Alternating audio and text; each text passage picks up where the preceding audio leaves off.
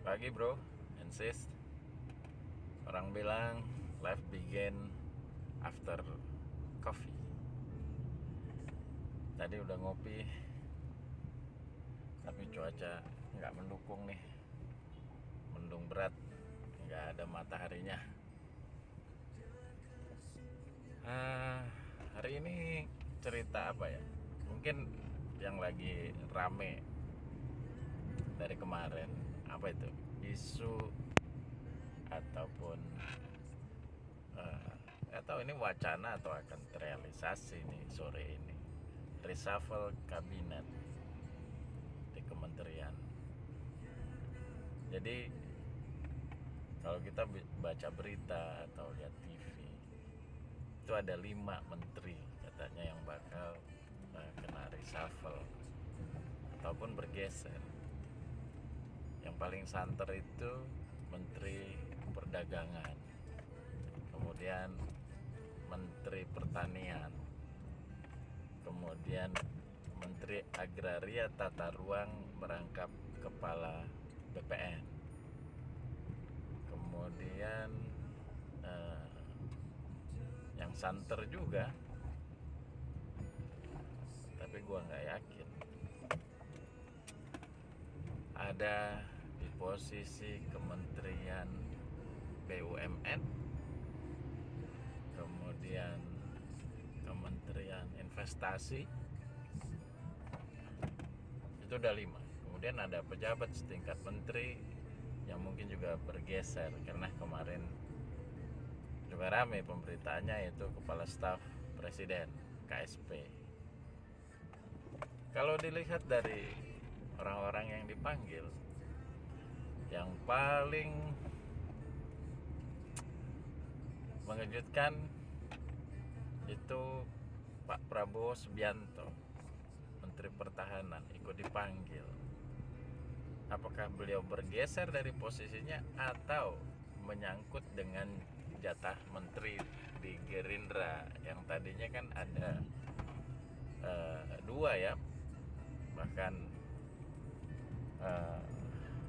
satunya itu sempat berubah posnya dari Kementerian KKP ya, Kelautan dan Perikanan, karena ada masalah dengan KPK. Posnya tetap 2, tapi bergeser jatahnya ke Menteri Pariwisata dan UMKM yang diisi oleh Pak Sandiaga Uno. Nah, jadi pemanggilan Pak Prabowo ini agak sulit terbaca. Kalau beliau termasuk yang di reshuffle itu impossible punya lah ya, karena akan membuat heboh jagat politik langit dan bumi. Lebih mungkin beliau bergeser bisa ke posisi Menko, ataupun ada pos Menteri Gerindra yang berputar ya, atau malah mungkin bisa ditambah, bisa jadi. Dan yang paling santer juga adalah dipanggilnya Pak Zulkifli Hasan, PAN ya, Ketua Umum PAN ini digadang-gadang masuk kabinet. PAN adalah partai terakhir yang masuk sebagai partai pendukung pemerintah. Terakhir dia masuk, dan itu dari mungkin setahun yang lalu ya. Namun baru hari ini kelihatannya mendapatkan porsi di kementerian. Posisi apa kira-kira? Ya bisa jadi di posisi Menko, yang salah satunya Menko adalah orang Muhammadiyah ya, kader Muhammadiyah.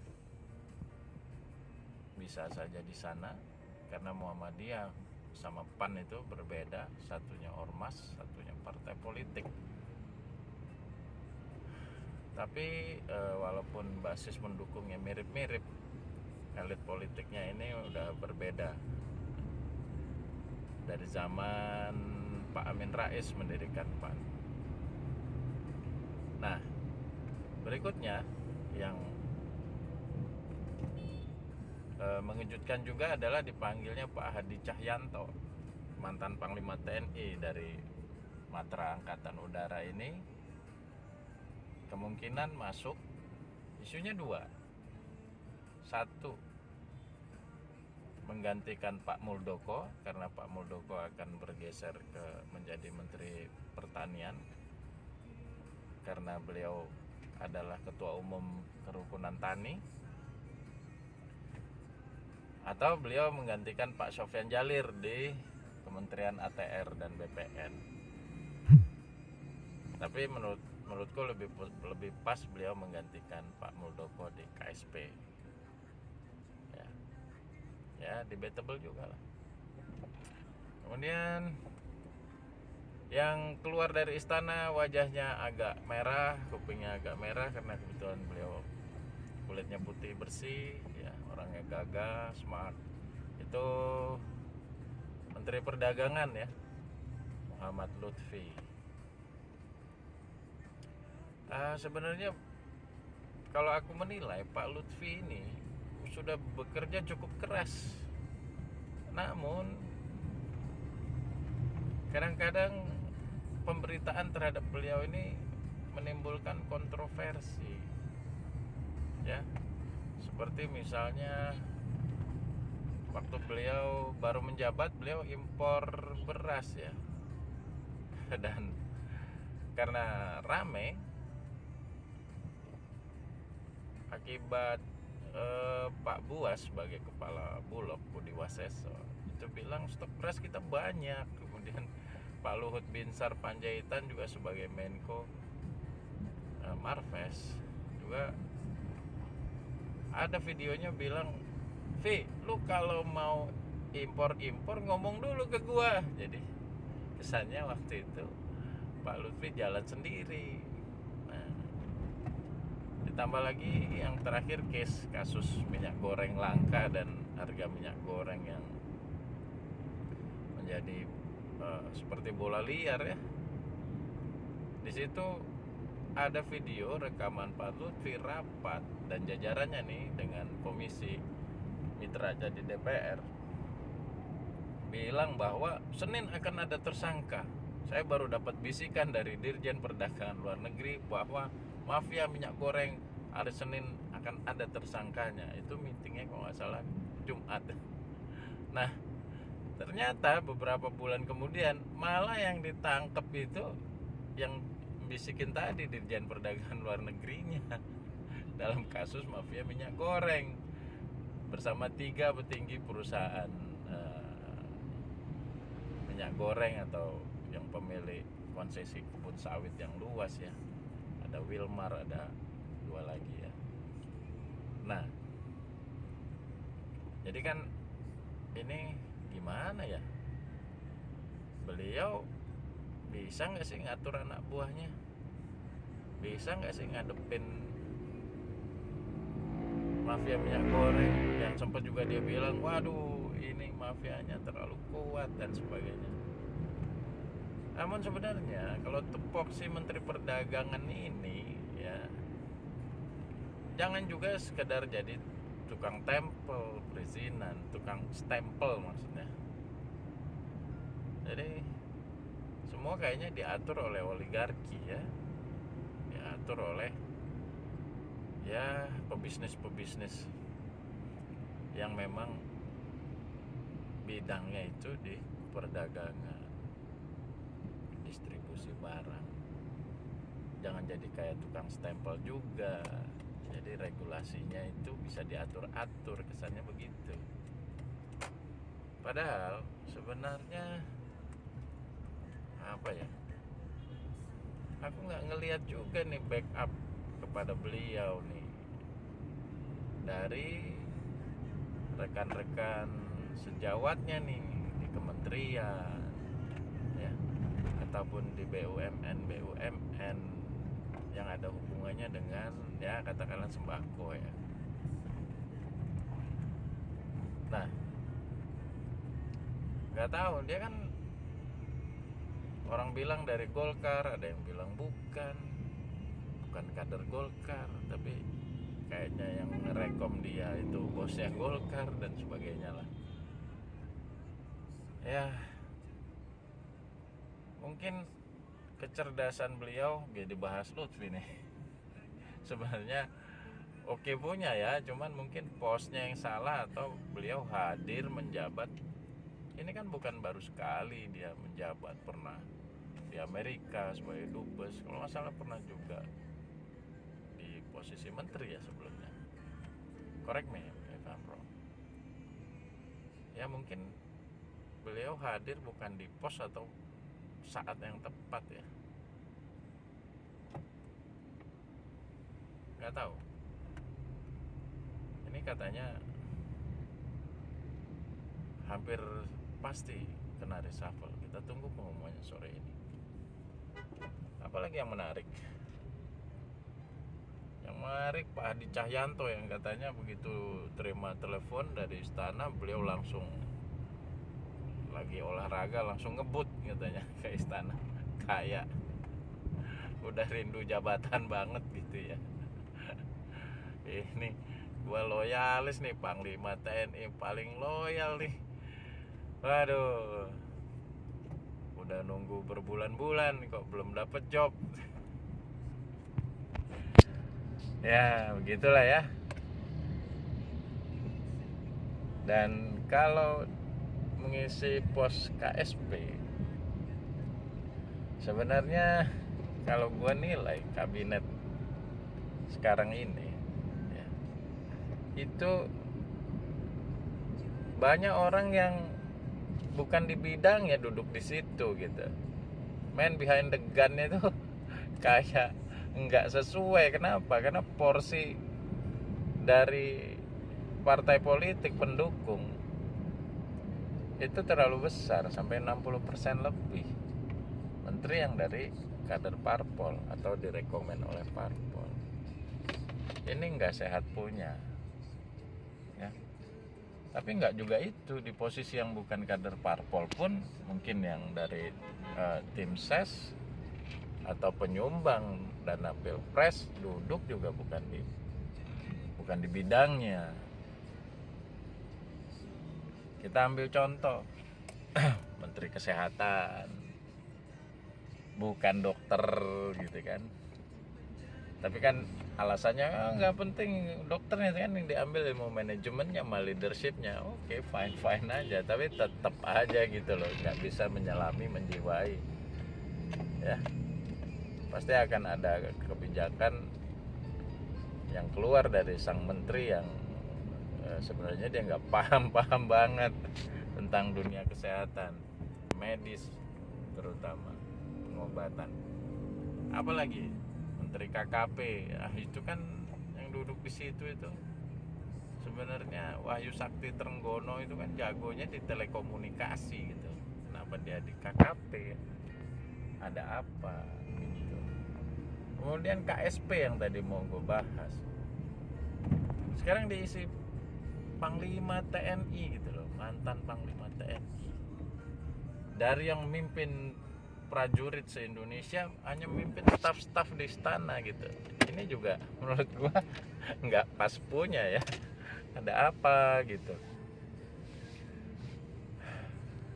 Apa seperti itu? Ya. Dulu sih mantan Panglima TNI paling tidak bikin partai politik gitu, kesatria, seperti Edi Sudrajat, Trisno bikin PKP ya. Kemudian Pak Prabowo Subianto bikin ya jenderal lah ya, bikin Gerindra. Pak Susilo Bambang Yudhoyono, Mr. SBY bikin Partai Demokrat. Ada mantan Panglima TNI Pak Wiranto bikin Partai Hanura.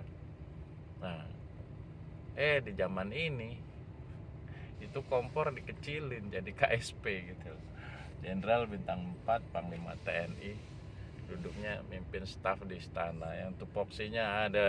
Teman-teman gue yang di KSP tahu lah kelakuannya kayak apa mereka. Nah, jadi banyak posisi yang tidak diisi orang-orang yang tepat, sehingga berkali-kali harus reshuffle gitu. Dulu ada Pak Tama ya, beliau jago di media pertelevisian terutama, didudukkan di Menteri Pariwisata dan UMKM, bingung kan, begitu COVID dia nggak mau keluar rumah, udah kena reshuffle deh. Malum orang kaya takut mati. Ya nggak bisa gitu kan, menteri harus berjibaku jihad. Kenapa? Meninggal kena pandemi itu syahid, kata Pak Ustadz, ya nggak? Jadi harus mau dong keluar dari kandang, dan takut mati. Jadi menteri itu udah namanya nyawa udah diwakafkan untuk masyarakat. Harus mau tetap bekerja walaupun dalam kondisi darurat. Nah, kemudian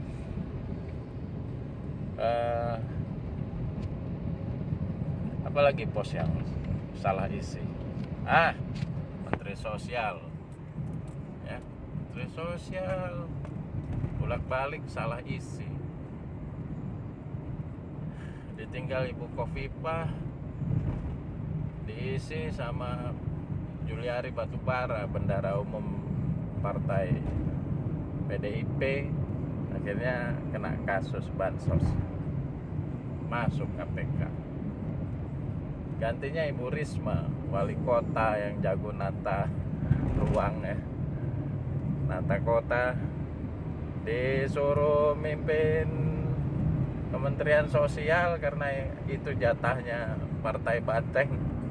Yang dia sendiri sebenarnya kebingungan, ini gua harus ngapain gitu, datanya salah, teriak-teriak dia sampai ke KPK. Ini daftar penerima BLT ini keliru sekian juta gitu, nggak tepat sasaran. Aduh, ya kalau untuk yang begitu-begitu sih Bu Risma jago, tapi menjiwai Kementerian Sosial dan membenahi itu kementerian, waduh, saya kira juga bukan orang yang tepat. Apalagi begitu dia jadi Menteri Sosial, yang diurusinya gepeng di Jakarta, gelandangan pengangguran di Jakarta yang diserang Gubernur DKI Pak Anies Baswedan, seolah-olah Jakarta itu masih kumuh, masih banyak gepengnya gitu. Ditaruh lagi gelandangannya di Jalan Sudirman Tamrin, wah udah, aduh, nggak jelas maksudnya apa. Diprotes rame-rame sampai gepengnya dicari, ini siapa gitu kan. Settingan semua, pakai video pagi-pagi jam 6 jam 7 udah bikin video nge-shoot. Aduh, ya kita bukan bukan pro atau oposisi, bukan. Kita melihat yang terbaca aja, faktual yang terjadi gitu ya, bahwa memang banyak posisi menteri itu orangnya nggak tepat. Nah, kemudian ada Menko itu 4, tapi yang kerja kayaknya 1 orang gitu. Menko ini ada 4 ya kan, tapi kerjaan 4 orang ini yang ngurusin 1 orang ya. Sang Menko begitu rapat dengan DPR, emangnya saya seneng dikasih kerjaan banyak gitu. Saya ini cuma jalanin perintah presiden gitu, emang saya ngurus-ngurus sendiri gitu. Tanya aja sama presidennya, buset. Terus dia nggak bisa senyum, sampai ada anggota DPR yang bilang, bapak dari tadi nggak senyum, saya sampai gemeter katanya. Beten-beten nih, nakut-nakutin. Ya begitu ya. Aduh. Kemudian itu menteri kan ngurusin pandemik, Presiden bilang kemarin, wah, biaya ngurusin pandemi sudah 1.400 triliun. Angka Omikronnya varian B4 naik lagi. Ini gimana sih? Ya. Masukin lagi 75 juta dosis vaksin dari luar negeri. Ya. Padahal kita punya vaksinnya Pak Terawan, itu bagus punya metode pembuatannya. Tapi kemarin Presiden marah-marah. Bodoh sekali kita. Uang rakyat dibelikan barang impor. Ya, vaksinnya juga impor terus, padahal dalam negeri bisa produksi. Gak jelas. Ini yang bodoh siapa? Gitu ya, bro, sis. Ya, hari ini aku nggak bisa cerita yang lain karena 2 hari terakhir media online yang gua baca gitu ya, isinya begitu ya. Banyak orang komentar, ini negara katanya lagi nggak baik-baik saja. Sebenarnya bukan negaranya, elitnya. Negaranya mah baik-baik saja, elitnya aja yang gaje, gak jelas. Oke, balik ke topik reshuffle ya. Nah, ada isu juga mengatakan Pak Erick Thohir geser nih, katanya dari Kementerian BUMN bergeser ke Kementerian Perdagangan. Ya kalau itu terjadi juga Pak Erick Thohir juga rasanya bukan bidangnya itu perdagangan. Track record dia di trading juga sulit ya dilacak. Apa itu pernah sebagai apa? Beliau itu sebenarnya jago di bisnis, jago di manajemen ya. Kemudian cerdasnya luar biasa tuh bapak yang satu itu. Kalau kita sih boleh acungin jempol buat beliau sih, proven ya, proven. Dia kalau bekerja megang sesuatu apapun tugasnya selesai tuntas, tas mantap Pak Erick Thohir, keren ya. Namun ada juga nih kekurangan beliau ya, nggak tahu itu kekurangan atau kelebihan. Sebagai pebisnis ya kadang-kadang ya tetap bisnis gitu. Ya namanya bisnismen. Sama aja kayak ustadz, mana mungkin ilmunya nggak dipakai. Ya sebagai bisnismen ya nggak mungkin juga itu karakter nggak kepake, sengaja atau tidak sengaja ya dia bisnis. Ada lagi pos yang katanya akan kena reshuffle itu Kementerian Pertanian. Nah ini lagi nih, dari awal ini kan jatah partai politik ya, dari Partai Nasdem Pak Syahrul Yassin Limpo. Beliau itu organisatoris sebenarnya, birokrat, ditaruh di Kementerian Pertanian. Walaupun dia teriak-teriak, saya udah bekerja semampu saya udah kerja keras, biar Allah yang menilai, katanya begitu. Gak gitu juga Pak. Yang menilai petani udah sejahtera belum hari ini?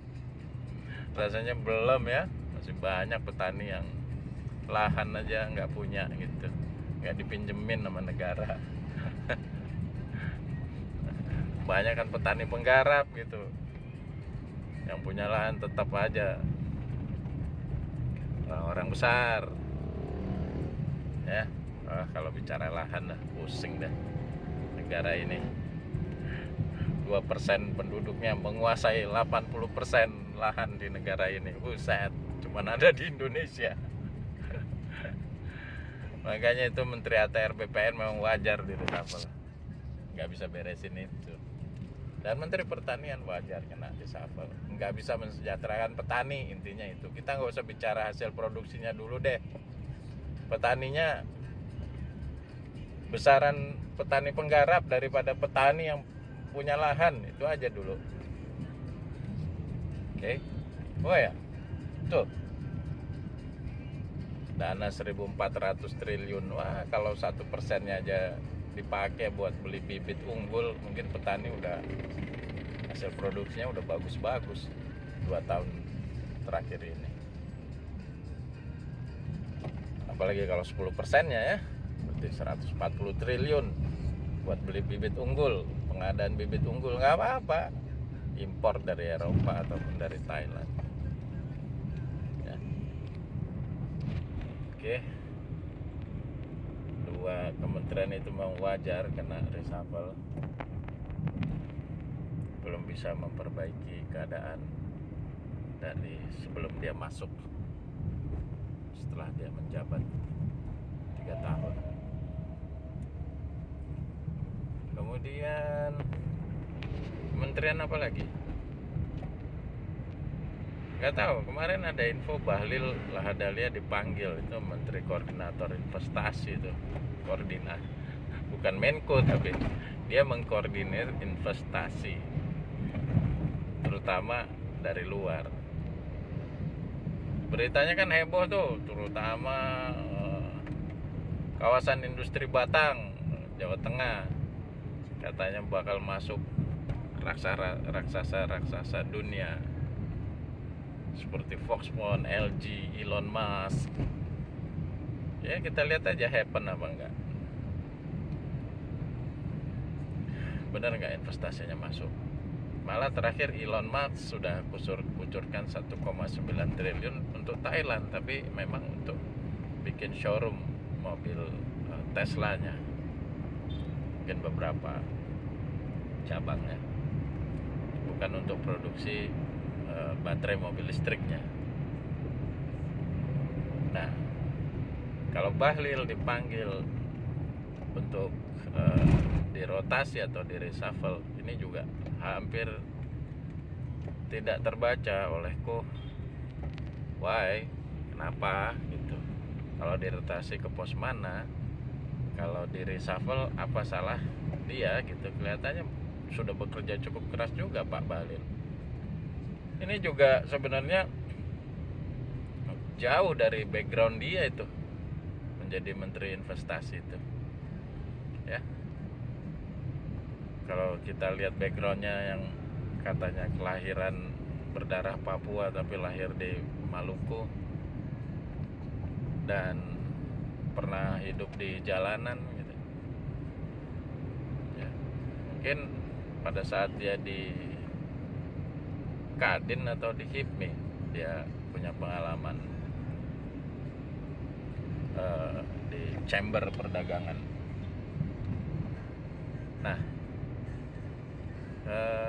yang lain siapa lagi ya?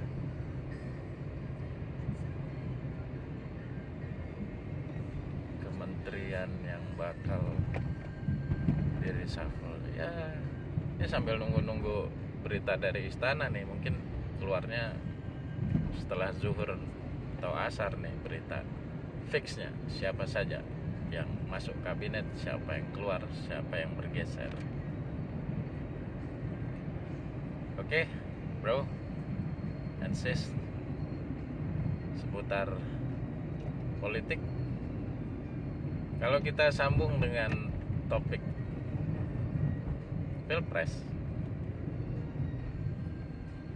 Pilpres koalisi ini semakin seru pertarungan antara bertarung atau cuman gimmick ya. Di PDIP itu ada Ibu Puan Maharani sama Pak GP Ganjar Pranowo. Ini benar-benar dua-duanya pengen ikut pilpres atau hanya gimmick yang dirancang oleh elit PDIP untuk menaikkan elektabilitas kader mereka gitu. Bisa aja gimmick-gimmick gitu. Karena apa? Karena semakin seksi, semakin mereka berseteru gitu ya di media, semakin seksi untuk diberitakan, akhirnya semakin sering dibicarakan kan. Nama Ibu Puan terkerek naik, nama Pak Ganjar terkerek naik. Nah, yang satu punya partai politik tapi nggak punya elektabilitas, yang satu hanya kader partai politik tapi elektabilitasnya di beberapa lembaga survei selalu di 3 besar, bahkan sering manteng di nomor 1. Ini hasil survei beneran apa gorengan kita juga nggak tahu kan, soalnya sekarang kan pemilih juga udah lebih pintar, tidak terlalu percaya dengan hasil survei. Lembaga survei ini memang kadang-kadang ya, kalau ngeluarin hasil survei itu tergantung pesanan gitu loh ya, pesannya apa gitu, ini untuk siapa gitu. Biasanya untuk naikkan orang yang membayar, naikkan elektabilitas dan popularitas. Kenapa? Sering banget hasilnya itu mengejutkan gitu.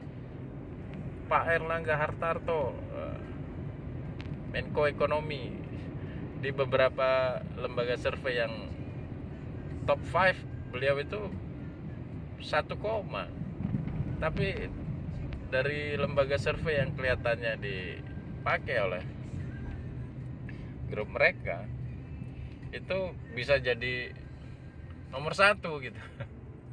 Bisa 38%, 43% kan luar biasa jomplangnya. Makanya yang begini-begini ini membuat orang, masyarakat terkikis kepercayaannya kepada lembaga survei.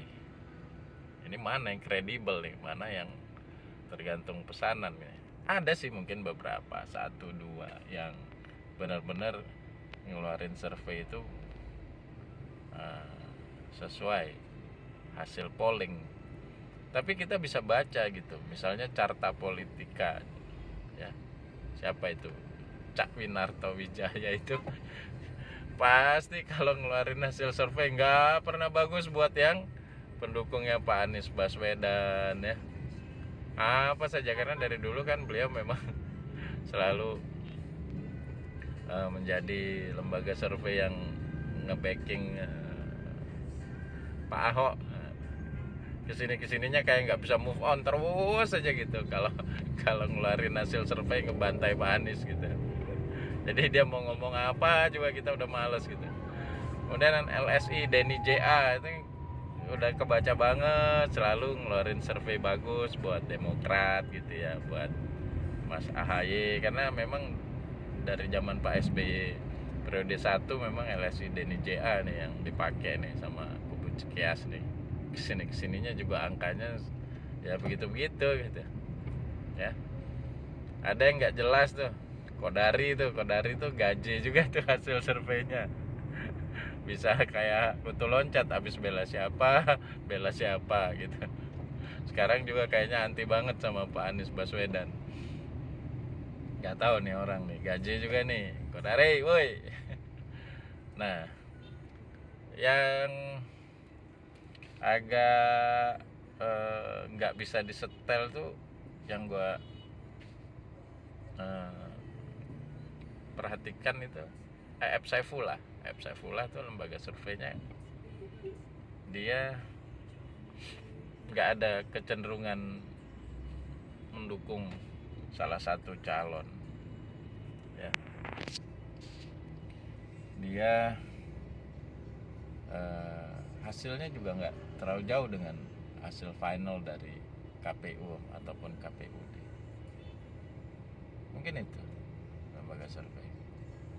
Nah, kalau koalisi kita lihat terakhir kan Pak Prabowo ketemu Surya Paloh, Pak SBY ketemu Surya Paloh ya. Lagi-lagi kita dengar juga Pak Jokowi juga ketemu Surya Paloh. Cuman Ibu Mega aja yang belum. Lagi-lagi ya, Pak Surya Paloh ini, Nasdem ini sangat berkarakter ya, sehingga big boss yang lain itu bisa mereka yang sowan ke Nasdem Tower ya, digondang dia. Luar biasa juga. Dan memang Pak Surya Paloh ini partai nasionalis yang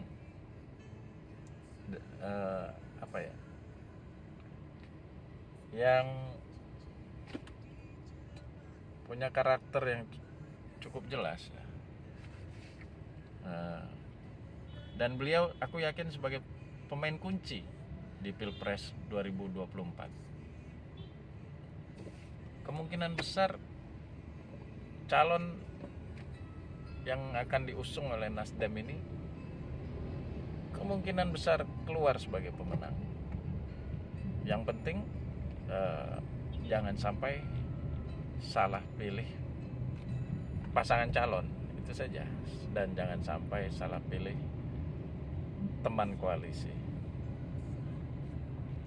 Kalau Nasdemnya sendiri udah sangat berkarakter dan kadernya loyal ya. Kalau yang udah pasti dapat tiket ya Pak Prabowo Subianto. Kenapa? Satu, dia ketua umum Partai Gerindra ya, yang perolehan suaranya besar. Walaupun nggak bisa sendiri, ya berdua atau bertiga Gerindra bisa maju gitu, seperti biasa. Nah, kalau yang lain calon-calon kuatnya ya belum tentu dapat tiket. Kalau Pak Prabowo, kalau dia mau maju aja pasti dapat tiket dan dapat teman koalisi seperti ya. Apalagi sekarang kadang-kadang teman koalisinya pemuncak, yaitu PDIP. Kalau jadi pasangan Prabowo Puan, ya udah pasti ya. Ini perolehan suaranya di putaran pertama, kalau nanti 3 pasangan calon yang bertanding, aku yakin di atas 30%. Dan kemungkinan besar lolos ke putaran kedua pasangan Prabowo Puan ini. Nah, tinggal yang lain nih, ada koalisi yang udah terbentuk nih pagi-pagi ini, yaitu KIB, Koalisi Indonesia Bersatu. Ada Golkar, PAN, dan P3. Ini koalisi boleh juga ya. Kalau sampai terjadi dan Pak Zulkifli Hasan masuk ke kabinet, berarti ini koalisi 3 menteri, 3 ketua umum parpol, 3 menteri berkoalisi untuk 2024. Waduh, luar biasa. Dan santer ya, baunya menyengat. Ini koalisi dibentuk atas restu Pak Lurah untuk ngusung calon yang direstui Pak Lurah juga. Siapa lagi kalau nggak GP itu, Ganjar Pranowo, Erick Thohir. Buset, luar biasa ya. Jadi pola-pola lama juga yang dipakai. Apa itu? Pokoknya presidennya harus orang Jawa gitu, pencitraannya merakyat, desa gitu kan. Kemudian wakilnya supporter yang punya logistik, kantongnya tebel, lulusan luar negeri. Jadi kombinasi seperti Pak Jokowi dengan Sandiaga Uno nih, Ganjar sama Erick Thohir nih. Jadi kelihatannya maaf, Pak Kiai Ma'ruf Amin dan para ini ulama, jadi wakil presiden kelihatannya ini udah nggak dari ulama lagi nih. Dulu kan ada Pak Hamzah Has, sempat Bu Mega gandeng siapa tuh, Salahuddin Wahid ya. Sekarang Pak Ma'ruf Amin duduk di Istana Wapres. Kali ini kelihatannya ulama nggak ada yang dilirik nih sama koalisi manapun, nggak ada yang ngelirik ulama nih untuk jadi wakil ya. Kenapa? Ya akibat Pak Maruf Amin sepak terjangnya nggak kedengeran. Jadi orang mungkin juga, waduh, jangan ulama lagi deh, ini cuman wakil presiden ban serep doang. Ya, cocoknya ulama itu untuk periode 2 aja gitu loh. Ini sudah apa ya, dapat image bahwa wakil presiden periode pertama dicari orang yang punya logistik tebal. Wakil presiden untuk periode kedua dicari ban serep yang nggak usah banyak ngomong. Tapi kok bisa menang gitu kan? Ya biasalah, setelan semuanya. Aduh,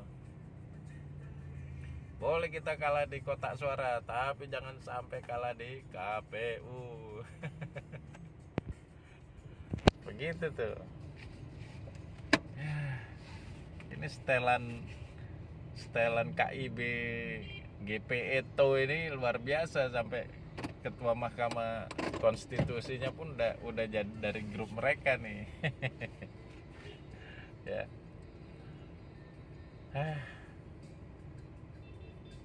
Siapa lagi yang bisa koalisi? Ya tersisa ada satu nih, PKB, Caimin. Wah, kesana kemari ya, ngomongnya aneh-aneh. Saya siap maju sebagai capres, pasang baliho mana-mana. Tiba-tiba dipanggil istana terus ngomong 3 periode. Ngomong lagi perpanjangan. Habis itu sekarang ngomong lagi apa? Saya maju, mau koalisi kalau capresnya saya. Dan terakhir ngomong lagi, calon wakil presiden saya Ibu Sri Mulyani. Waduh, ini Caimin lagi main kungfu jurus apa ini ya. Nah, yang koalisinya belum terbentuk ini rombongan Nasdem nih, sama Demokrat sama PKS nih. Ini bisa koalisi bertiga, usung pasangan calon ya. Tapi Nasdem kan bulan ini dia rapat nih untuk menentukan siapa calon presiden atau wakil presiden dari Nasdem ya. Nanti kita tunggu juga nih, ini termasuk yang sangat ditunggu-tunggu. Katanya ada beberapa nama yang udah disetor ke Pak Surya Paloh. Ada nama Pak Anies Baswedan, ada nama Pak Andika Perkasa, ada nama Pak Ganjar juga, ada nama Ridwan Kamil ya. Ya nggak tahu Ibu Khofifah. Kalau dari Demokrat ya udah jelas ya, ketua umumnya Mas AHY. Beliau ini harusnya tiket wakil presiden bisa dapat kalau memang berhasil membangun koalisi ya. Dan kalaupun membangun koalisi tapi Mas AHY belum bisa dikasihkan tiket RI 2, gak apa-apa. Minimal kan kalau koalisinya menang, nanti pasti dapat posisi yang penting juga ya Mas AHY ya, sambil bekerja. Jika berhasil nanti tentunya menambah rasa kepercayaan dari masyarakat terhadap Mas AHY, bahwasanya memang pemimpin yang mumpuni. Jadi harus investasi di situ dulu, trust dari masyarakat. Nah, PKS nih menarik nih. PKS nih dia kalau mau punya calon di RI 2, sebenarnya kan kader internal dia itu ada beberapa ya, namun elektabilitasnya belum terbaca ya. seperti Presiden PKS Ahmad Saiku di Pilgub Jabar aja sebagai wakil nggak menang ya, finish nomor 2. Wakil gubernur waktu itu. Kemudian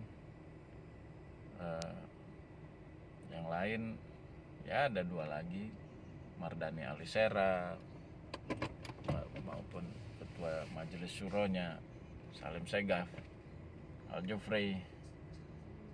Tapi kalau dia mau punya calon, dia harus bisa ambil Sandiaga Uno tuh sebagai kader PKS. Oke. Kalau memang Pak Prabowo maju tidak bersama Sandi lagi, kalau Sandi memang masih mau maju, nggak apa-apa, masuk PKS diusung sebagai calon wakil presiden. Ya. Presiden juga mungkin. Jadi harus ambil Mas Sandi nih PKS nih. Ya, supaya punya bargaining. Masalahnya begini sebenarnya teman-teman. Kalau partai politik itu tidak punya calon yang lagi bertanding di Pilpres, baik di RI 1 ataupun RI 2-nya, itu berpengaruh pada perolehan suara partai politik itu sendiri. Jadi nggak ada nggak ada iklan gitu. Kenapa? Tokoh dia nggak ikut tanding, hanya sebagai koalisi aja. Makanya penting sekali buat partai politik untuk punya calon yang ikut tanding. Kalau menang itu nomor 2. Karena kalau ikut tanding aja udah pasti kan. Contoh Gerindra waktu Pak Prabowo Sandi maju kan, itu kalau ngitungnya benar itu finish nomor 2 itu di bawah PDIP itu. Ya, tapi lihat PKS yang ikut mengusung pasangan itu, karena dua-dua bukan kadernya PKS, mereka 10% aja nggak nyampe, 8% aja mungkin enggak. Jadi seperti itu, harus ambil pelajaran PKS dari Pilpres yang sudah-sudah. Dia sebagai partai yang punya basis massa yang captive market lah, udah terbentuk pasarnya, itu harus punya calon. Dan yang paling memungkinkan adalah menarik Sandiaga Uno dari Gerindra menjadi kader PKS yang diusung di posisi paling tidak wakil presiden. Seperti itu. Partai lain apa yang mau kita amati? Ya, Golkar seperti itulah dengan Pak Erlangga dan pasukannya. Ya. Rasanya kalau memaksakan Pak Erlangga sebagai calon presiden ataupun wakil presiden, ya lebih kepada kepentingan partai politik aja, perolehan suara tadi seperti yang dibutuhkan PKS. Tapi kalau menang ya enggak mungkin Pak Erlangga menang. Sorry Pak Erlangga, berat karena elektabilitasnya memang jauh ya. Kemudian ada diterpa isu wanita juga kemarin, walaupun berhasil diredam, itu kasus tidak naik. Namun secara sosok juga bukanlah yang profilnya disenangi oleh rakyat ya, oleh masyarakat bawah, oleh ibu-ibu, emak-emak ya, oleh well educated person. Profilnya itu Pak Erlangga belum match ya, beda dengan Pak Anies dan Pak Ganjar. Profil pencitraannya itu match dengan selera publik ya. Mungkin seperti itu analisa pagi ini. Udah panjang video kali ini. Kantor gua juga udah di depan mata. Oke, bro and sis, nanti kita bahas lagi topik-topik yang menarik. See you. Goodbye. Good morning.